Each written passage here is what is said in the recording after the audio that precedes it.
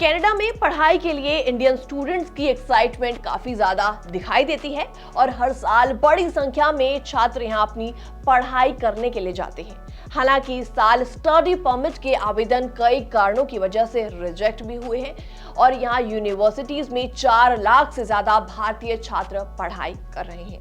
Canada अपनी high quality education और universities की वजह से हर साल बड़ी संख्या में इंडियन स्टूडेंट्स को काफी ज्यादा अट्रैक्ट करता है और किसी भी देश में पढ़ने के लिए स्टडी परमिट की जरूरत पड़ती है और ठीक ऐसा ही कनाडा में भी होता है। जी हाँ, यहाँ यूनिवर्सिटीज में एडमिशन के बाद पढ़ने जाने के लिए स्टडी परमिट हासिल करना इंपॉर्टेंट होता है और इस साल स्टडी परमिट बड़ी संख्या में रिजेक्ट किए जा रहे हैं। ऐसे में स्टूडेंट्स के लिए उन वजहों का जानना बेहद जरूरी है जिनके चलते उनके स्टडी परमिट एप्लीकेशन रिजेक्ट हो जाते हैं। तो चलिए आपको इस स्टोरी में सब कुछ डिटेल में बताते हैं। अगर आपको रिजेक्शन के कारण पता चल जाएंगे तो आप उन्हें एप्लीकेशन में दोहराने से बचेंगे, जिनसे स्टडी परमिट मिलने का चांस काफी ज्यादा बढ़ जाएगा।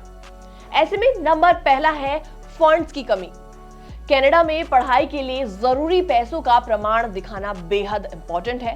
स्टडी परमिट के लिए ट्यूशन फीस, यात्रा का खर्च और 20,635 कनाडाई डॉलर आपके अकाउंट में होने जरूरी है, उसके बाद ही आपको ये मिल पाएगा। इसके अलावा नंबर 2 है देश से जुड़ाव का सबूत नहीं होना। इमिग्रेशन ऑफिसर को ये यकीन दिलाना पड़ता है कि आप पढ़ाई के बाद अपने देश वापस लौटेंगे। इसके लिए आपको देश से जुड़ी जानकारी देनी होती है, जैसे संपत्ति, परिवार या जरूरी काम। इसके अलावा नंबर 3 पर आता है लेटर ऑफ एक्सप्लेनेशन की कमी। इस पत्र में आपको ये बताना होता है कि आपने क्यों खास कोर्स और कॉलेज को चूज किया और क्यों कनाडा में पढ़ाई करना चाहते हैं। इसके अलावा नंबर 4 पर आता है जरूरी डॉक्यूमेंट्स की कमी। अगर स्टडी परमिट के आवेदन में किसी दस्तावेज की कमी होती है तो आवेदन रिजेक्ट हो सकता है, इसलिए सुनिश्चित करें कि आप सभी दस्तावेज सही ढंग से शामिल करें। इसके अलावा नंबर 5 पर आता है एडमिशन लेटर का वैलिडेशन न करवाना। दरअसल 1 दिसंबर 2023 से छात्रों को एडमिशन लेटर को वैलिडेट करवाना इंपॉर्टेंट हो गया है।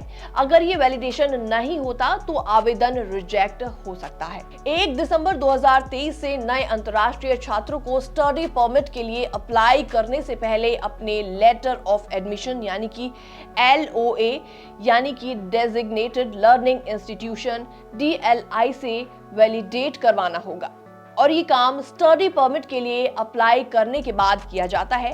DLI के पास IRCC के ऑनलाइन पोर्टल पर LOA को वैलिडेट करने के लिए 10 दिन का समय होता है। अगर समय सीमा के अंदर LOA को वैलिडेट नहीं किया जाता है तो IRCC आवेदन रिजेक्ट कर देता है। तो फिलहाल आपको इन सारी बातों का ध्यान रखना बेहद जरूरी है।